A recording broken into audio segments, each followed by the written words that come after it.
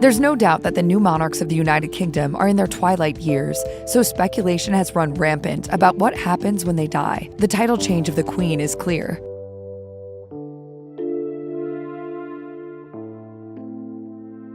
For decades, royal appearances have been carefully choreographed, every expression measured and controlled. But during a recent live broadcast, that polished facade appeared to crack. As Prince William was sworn in as king, cameras captured a chilling moment. Camilla's face visibly drained of color. The split-second reaction sent shockwaves across viewers and reignited fierce speculation inside royal circles. So was it shock, fear, or the weight of a sudden power shift? What truly crossed Camilla's mind at that historic moment? The Queen's tragedy. Queen Camilla has once again stepped into the public eye, using her voice to shine a light on a deeply heartbreaking tragedy that has left countless lives touched by sorrow. In an era when royals often maintain a composed and distant image, Camilla's willingness to speak openly about human suffering stands out as both powerful and profoundly moving. A newly released video from Buckingham Palace captures the Queen in a rare, intimate moment, showing her not as a ceremonial figurehead, but as a woman genuinely affected by the pain surrounding her. On December 31st, the royal family's official social media accounts shared a brief yet striking clip that originally aired on the BBC Today program. Even in its short duration, the video carries an emotional weight that is impossible to ignore. Viewers are offered a glimpse into a side of Queen Camilla that is seldom seen, a side that is tender, empathetic, and deeply human. Gone are the formalities and carefully rehearsed statements typical of royal communications. Instead, what emerges is a heartfelt response, a woman who feels and processes grief just like anyone else. In the video, Camilla's demeanor reflects the seriousness of the situation. Her voice is gentle, soft, and deliberate, each word weighed with care. Yet beneath the calm surface, the depth of her emotion is evident. She speaks slowly, choosing her phrases with precision, allowing the gravity of the tragedy to resonate with the audience. It is clear that this is not a routine public appearance or a scripted statement. It is a moment of authentic feeling, where royal duty meets genuine human compassion. Her eyes, her tone, and the subtle pauses in her speech communicate a raw honesty that is both touching and rare. What makes this appearance particularly striking is how relatable it feels. For a public figure often seen in grand settings, adorned in ceremonial attire, and surrounded by pomp and protocol, Camilla's openness about sorrow is disarming. She bridges the gap between monarchy and the public, reminding viewers that behind every title, crown, or royal designation is a person capable of empathy, understanding, and shared grief. In doing so, she not only acknowledges the tragedy itself, but also validates the feelings of those who have been affected, offering a moment of collective reflection and mourning. This moment has resonated widely, sparking conversations about the importance of vulnerability, compassion, and human connection, even among those in positions of influence. In an age dominated by media soundbites and public relations messaging, seeing a royal speak from the heart is both refreshing and profoundly moving. Camilla's willingness to publicly express sorrow demonstrates that some tragedies cannot be ignored, no matter one's status or role in society. Her message is clear. When human suffering occurs, it deserves acknowledgement, empathy, and action. Moreover, this instance underscores a larger truth about leadership and humanity. It is a reminder that influence is not measured only in decisions or appearances, but also in the courage to be seen as human, to feel deeply, and to let others see that emotion. In her brief address, Queen Camilla transforms a standard public statement into something far more meaningful, showing that compassion and sincerity can leave a lasting impact far beyond the moment itself. By sharing this vulnerable side, Camilla reminds the public that grief and empathy are universal experiences, crossing social, cultural, and even royal boundaries. She invites viewers into a shared human experience, one that is both solemn and healing. In a world often dominated by noise, formality, and distance, her heartfelt words echo powerfully, proving that even figures in the highest echelons of society can, and should, speak out when faced with profound human sorrow. In this rare glimpse of honesty, Queen Camilla conveys a timeless lesson. Some moments are too significant to remain unspoken, and compassion must always find its voice. Why was Camilla so emotional? What led to that emotional situation? Why would she be so pale at William's ascension? Let's delve into the details of William's reign as he ascends the throne. A less formal crown. Royal experts and commentators have long speculated about how the British monarchy might evolve under the future reign of King William and Queen Catherine. Many believe that, compared to King Charles III's time on the throne, William and Kate are likely to bring a fresh, more approachable style to the monarchy. One that feels less formal, less rigid, and more in tune with ordinary people. Tom Quinn, a well-known royal author, told Bazaar that the couple is expected to project a warmer, more emotionally open image, engaging naturally with the public in a way that contrasts sharply with the solemnity of Charles's reign. Whereas Charles placed great emphasis on tradition, ceremony, and the dignified performance of duty, William and Catherine are anticipated to adopt an approach that feels more personal, relatable, and in step with the times. This potential shift in style, however, does not imply that the monarchy's core constitutional role would change. Royal biographer Robert Hardman emphasized that, despite any modern touches, William's reign would uphold the fundamental responsibilities and functions of the crown, just as Charles's reign did. What might change, he suggested, is the way the monarchy presents itself to the public. Hardman predicted that William's coronation would likely be shorter, less ceremonious, and imbued with touches that feel contemporary while still retaining the grandeur expected of such a historic event. It would be an evolution rather than a radical overhaul, a blending of the traditional with the practical. Hardman described William's approach as natural modernization, rather than simply stripping away ceremony or rushing to fully modernize the institution. His reign might embrace small, meaningful changes that make the monarchy feel more accessible while preserving its dignity. Ingrid Seward, another respected royal commentator, echoed this view.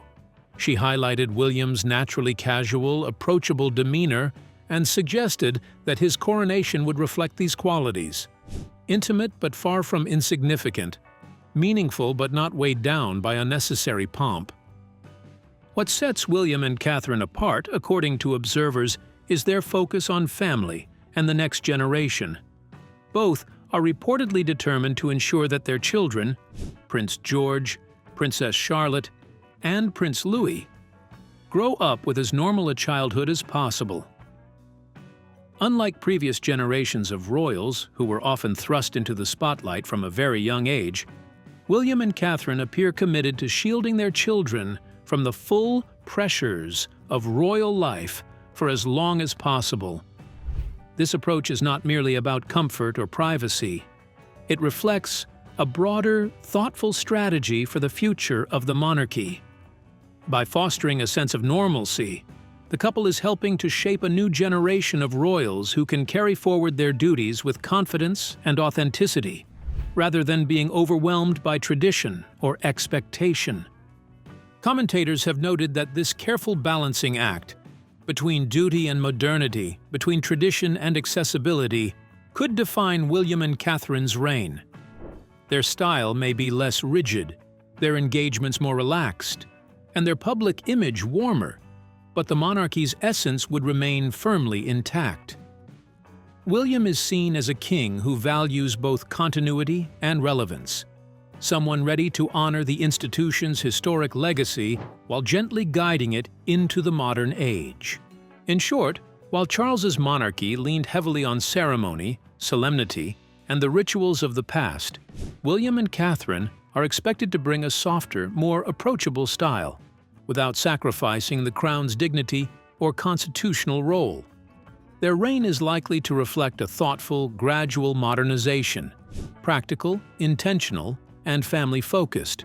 It promises a monarchy that feels emotionally accessible to the public, attentive to the needs of the next generation, and capable of evolving without losing its sense of purpose or history. Observers suggest that under William and Catherine, the royal family may not just survive, but flourish in a way that feels contemporary, relatable, and deeply human. Why was Camilla hurt by William's ascension? Could there be something extraordinary behind that feeling? Let's dive into the details of how it all began. The Forgotten Café and the meeting that changed everything. The real storm didn't start inside the gilded halls of the palace. It began somewhere ordinary, unnoticed, a place where no one would expect royal secrets to be plotted. It was a quiet Tuesday afternoon, the kind of day that drifts slowly, almost lazily, through the streets of a modest London neighborhood. Prince Edward, reserved, loyal, and meticulous in his discretion, was behind the wheel of his car, driving alone. These drives were rare, treasured moments of freedom. Here he could breathe like any other man, walk unnoticed, exist without the endless gaze of cameras, courtiers, and whispers. For Edward, the anonymity was almost intoxicating. As he slowed to navigate a narrow street, something unusual caught his eye. Tucked behind a small row of trees, half-hidden and almost humble in appearance, sat an old-fashioned café. Its windows were frosted, and the sign swung gently in the wind. Normally, it would have passed him by, just another quiet corner of London. But today, the sight of a familiar car parked outside made him pause. The door opened, and out stepped Sarah Ferguson. Divorced from Prince Andrew, officially estranged from the inner circles of royalty, and long surrounded by her own share of controversy, she looked ordinary, yet purposeful, like someone carrying the weight of a secret. Her presence here, alone and unannounced, immediately set Edward on edge. He hadn't noticed the subtle but undeniable tension in the air until he saw her companion, or rather, the unexpected absence of one. There, inside the cafe, separated by frosted glass and dim, muted lighting, was Queen Camilla. Alone. No security, no aides, no flashing cameras or official notes recording her movements. She was unguarded, unobserved, utterly human in a way the public never saw. And yet that humanity only deepened the unease. Every instinct Edward had developed over decades in the royal orbit screamed at him that something was very wrong. This violated every rule he had ever learned, every protocol drilled into him since childhood. From the shadows of the street, Edward stayed motionless, watching. His heart thumped in a mixture of fear and disbelief. The scene inside was not casual. Camilla's voice, sharp and deliberate, cut through the quiet cafe, carrying a focus that was almost intimidating. Across from her, Sarah leaned in, pen in hand, eyes alert and quick, flipping through papers, scribbling notes, exchanging documents. When a thick envelope slid across the table, Edward's stomach tightened. This wasn't a chance meeting. This was strategy. This was design. Time seemed to slow. Edward's mind raced. He knew in that instant the magnitude of what he had witnessed, the secrecy, the planning, the careful choreography of actions in a space so private. It meant something far beyond gossip or coincidence. And the responsibility landed on him like a weight he couldn't set down. He realized a terrible truth. To remain silent was to be complicit. But to speak would unleash consequences he could not contain. Family alliances, reputations, public trust, everything delicate and carefully maintained would shatter. There was no middle ground, no quiet way to resolve this. His loyalty, his conscience, and his very sense of duty were at war within him. In that ordinary suburban street, outside the eyes of the world, Edward understood that nothing would ever be the same again. The crisis had begun, and for the first time, he saw that the palace walls, so secure, so impenetrable, offered no protection against what was coming. Did Prince Edward eventually reveal everything to Charles? What was King Charles's reaction like when he heard the truth? Let's find out. Brothers, betrayal, and the anatomy of a hidden coup. Edward had laid it all bare before the king. Every whispered suspicion, every hidden maneuver, every carefully kept secret, all of it. What followed was not a dramatic outburst or a storm of shouting, but something far heavier, a quiet, bone-deep reckoning. The weight of the revelation settled in the room like a dense fog, suffocating in its inevitability. King Charles did not shout. He did not slam doors or strike the table. Instead, something within him shifted. The monarch, the ruler tempered by years of diplomacy and control, stirred fully awake, and with that awakening came clarity. The brothers began an almost surgical review of their household, dissecting its routines, its alliances, its loyalties. There was no chaos, no rash finger-pointing. Instead, there was a steady, relentless search for patterns. Slowly, they traced threads of influence, subtle enough to seem accidental, yet precise enough to suggest deliberate design. What emerged was not the crude, obvious ambition of a power-hungry family member. It was far more refined. There were anonymous blogs, their authorship cleverly disguised. They painted insidious doubts about Prince William, questioning his judgment and financial acumen, framed in a tone so casual that they could be dismissed if you didn't know what to look for. Princess Anne was depicted not with anger or accusation, but as a barrier to progress, a figure quietly obstructing change, subtly positioned as a relic of the past. Nothing was said outright, no open accusations, only seeds planted carefully, with patience, designed to rot trust from within. Timing, they realized, had been calculated with astonishing precision. As Charles' own health became a slow, creeping concern, these narratives framed Camilla not as a wife, but as a pillar of stability. The stories suggested that she alone was a dependable confidant, the irreplaceable partner to guide the crown through uncertain times. She became, in every whispered implication, the linchpin, the one person whose influence was not just present, but unavoidable. Sarah Ferguson, with her access to the press and her position outside the immediate circle, acted as a discreet operator, the one who could plant stories without suspicion.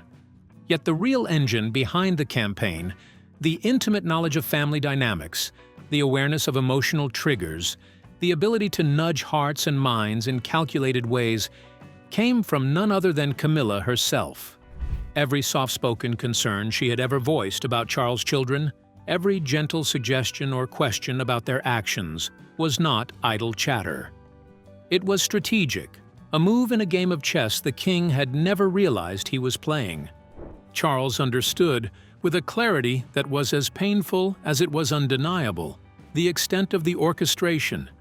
What had seemed like care, like loyalty, was in fact manipulation. The woman who had shared his bed, who had spoken to him in the quiet hours of the night, had been positioning herself at the very heart of influence. Every conversation, every private observation, had been a calculated step towards securing power and authority. The betrayal was not loud, and it was not crude, but its impact was devastating. It was not just the personal betrayal of a husband by his wife. It was an assault on the future of the monarchy itself. Each planted doubt, each carefully framed narrative, threatened to undermine relationships and destabilize the institution. Every subtle shift, every carefully chosen word, was a move that reshaped the landscape of trust within the royal family. Charles faced the truth with a mix of disbelief and cold understanding. The intimate knowledge, the subtle guidance, the way influence had been quietly consolidated. It had all been executed with precision. It was a betrayal that transcended the personal, striking at the very core of what the crown represented. This was not merely about loyalty in marriage. This was strategy, ambition, and manipulation so sophisticated that it had almost gone unnoticed. Until now. And the cost, Charles realized, could be immeasurable. How did King Charles respond to the situation? Did he wave it off and pardon her? Did he wield the full weight of his power? Let's take a look at the details of King Charles's response to Camilla. Love versus the crown. When Charles finally faced Camilla, the room held a silence thick enough to choke on. There were no tears, no frantic explanations, no desperate attempts to justify years of choices. What lingered instead was defiance, a cold, unyielding shield that spoke louder than words. It was as if the past decades, long buried beneath polite smiles and quiet endurance, had finally risen to the surface. Every slight, every whisper of judgment, every shadow cast by Diana's memory seemed to hum in the air. Camilla had spent her life being watched, measured, and quietly tolerated. Never truly accepted, never fully embraced. Yet, she did not see herself as the villain in this long, public drama. She saw herself as a survivor, a woman who had fought to carve out a place for herself in a world that refused to yield. She had waited, planned, and endured, always with the knowledge that time was both her enemy and her ally. Charles, on the other hand, felt the weight of centuries pressing down on him. He stood at the edge of a choice so impossible, it felt almost cruel.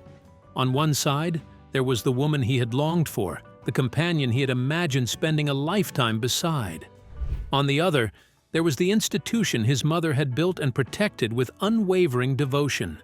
A monarchy defined by tradition, sacrifice, and public expectation. Each path demanded a different kind of loyalty, and neither offered comfort. In that moment, the man Charles had always been, the husband, the lover, the man caught between passion and duty, faded. What remained was the crown itself, heavy and immovable, demanding obedience before sentiment. His personal desires were irrelevant. The crown was not just a symbol. It was a living, breathing entity with rules that could not bend, a legacy that could not be tarnished. When morning came, it brought no softening light, no sense of relief. The studio was stark and clinical, flooded with harsh lamps that seemed to burn the truth into every corner of the room. The sky outside hung low, gray and unrelenting, as if the world itself had been warned of what was coming. Charles addressed the nation not as a husband, not as a man betrayed, but as a king commanding authority.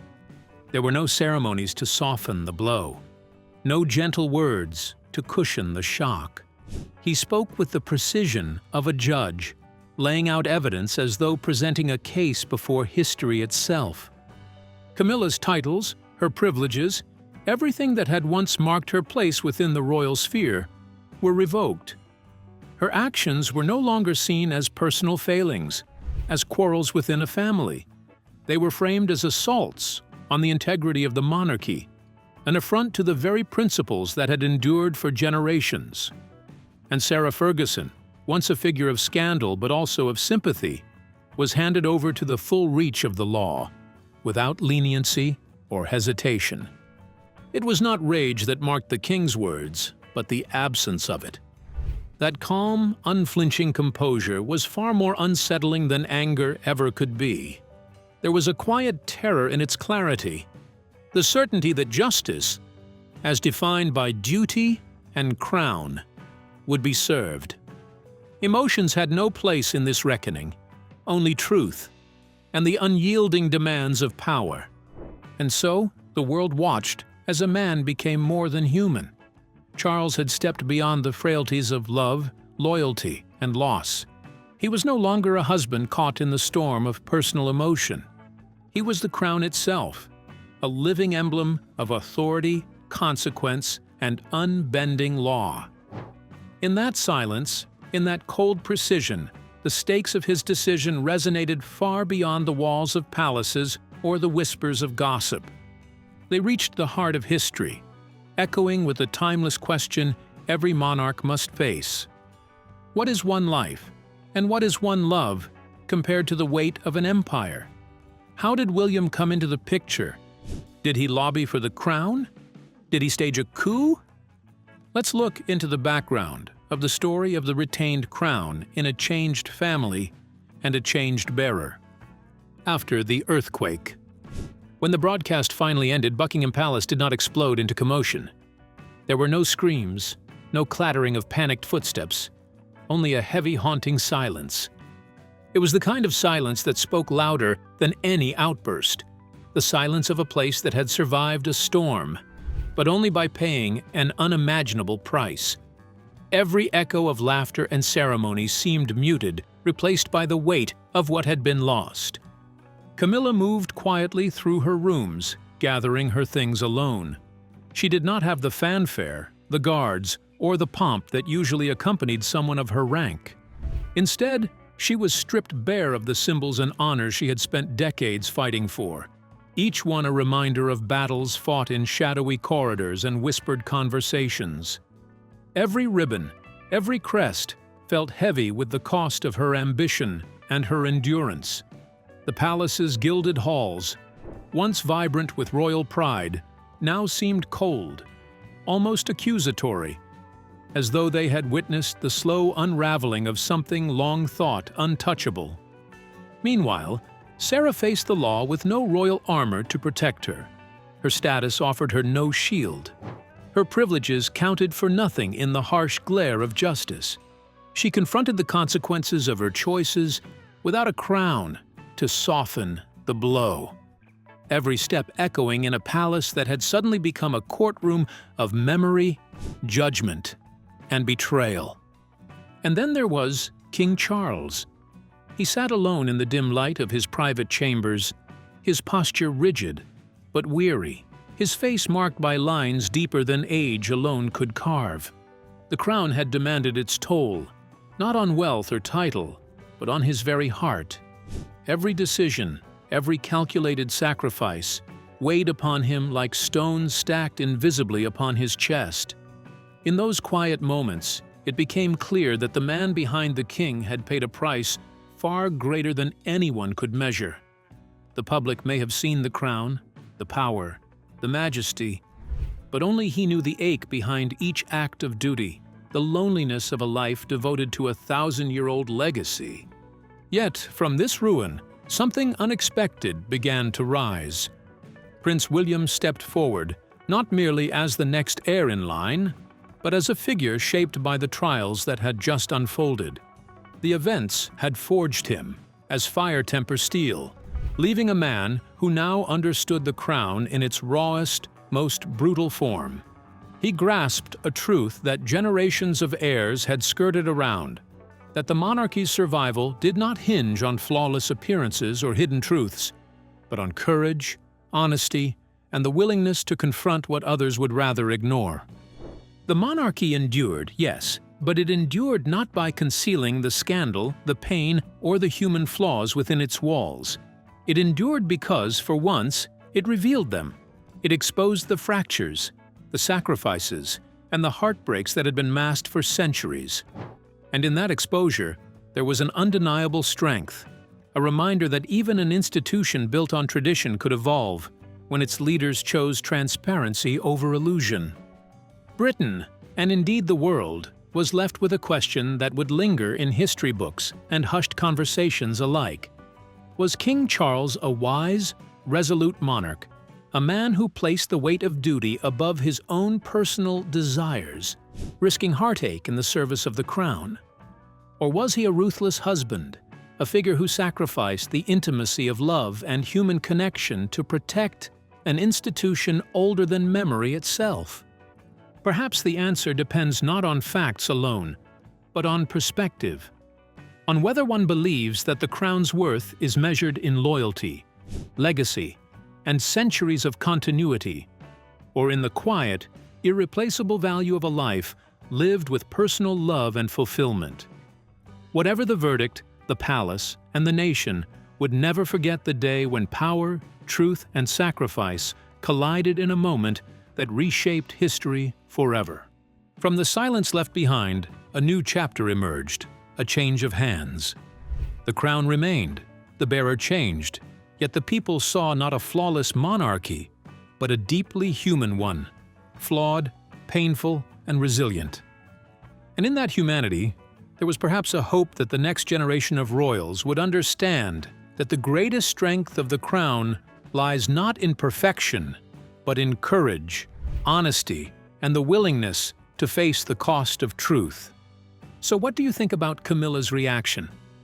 Do you feel William's rise to the throne really means bad news for Camilla? We would love to hear your thoughts in the comments below. Don't forget to like and subscribe.